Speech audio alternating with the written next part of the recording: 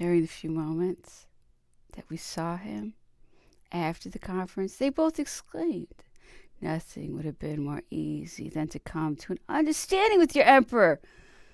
We never wished for more than what he himself acknowledges to be our right, and we shall surely some day regret having twice brought Louis the 18th back from Paris.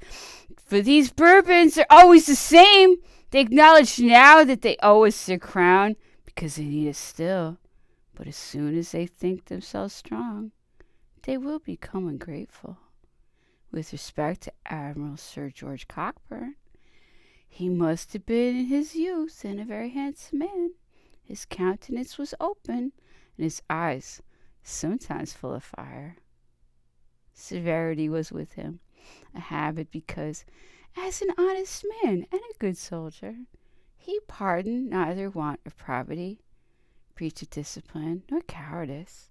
He possessed intelligence and a good natural understanding. Emperor would never have had to complain of him had the instructions of the English government been dictated with less hatred and with less contempt of all human respect and the rights of nations. Note that well. 2 frigates and 7 brigs, or sloops of war, successively joined the Northumberland, most of them having troops on board. On the 9th of August, the admiral gave orders for getting under sail, and a few moments afterwards the whole squadron was underway, tacking in order to get out of the British Channel. Several times did the shores of France appear before our eyes, as a vague and formless shadow appears in a dream, when the mind and thoughts are touched by a feverish impression. But just as our hope of recognizing or seeing distinctly some points of the coast was about to be realized, the cursed signal to tack was to us as the awakening which destroys the illusion of a pleasant dream. Once, however, while the emperor was taking his accustomed walk on the deck, the coast of Brittany threw off the clouds which concealed it, and presented itself to our eyes, as if to receive our last adieu.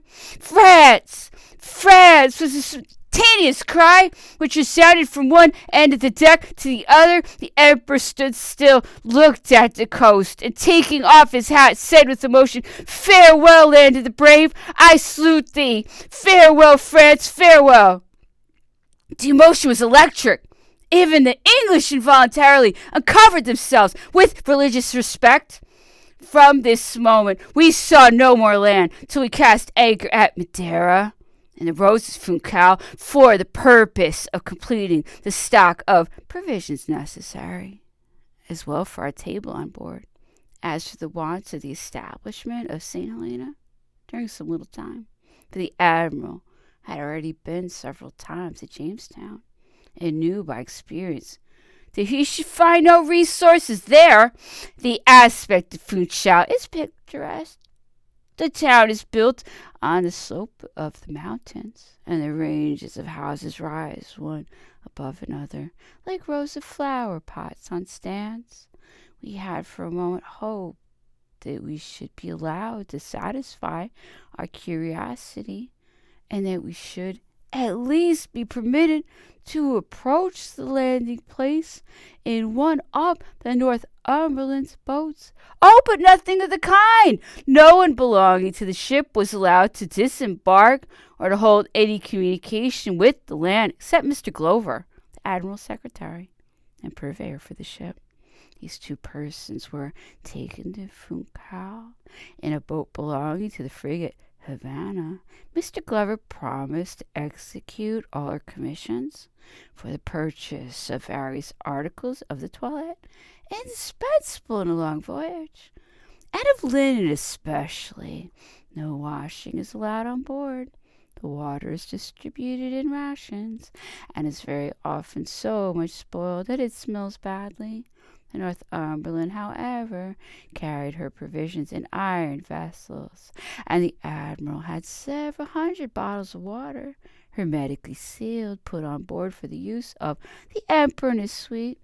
During the night, a terrible gale of wind threatened to cast our ship on the coast. The admiral gave orders to weigh the anchor and stand out to sea, but we were hardly under sail when two of the masts were broken, and our inexperience of accidents at sea would very probably have led us to think ourselves at least in great danger of a shipwreck, had the promptitude with which all this mischief was repaired allowed us to be aware of it, and in truth the discipline and sang-froid which always reigned in the Northumberland were admirable.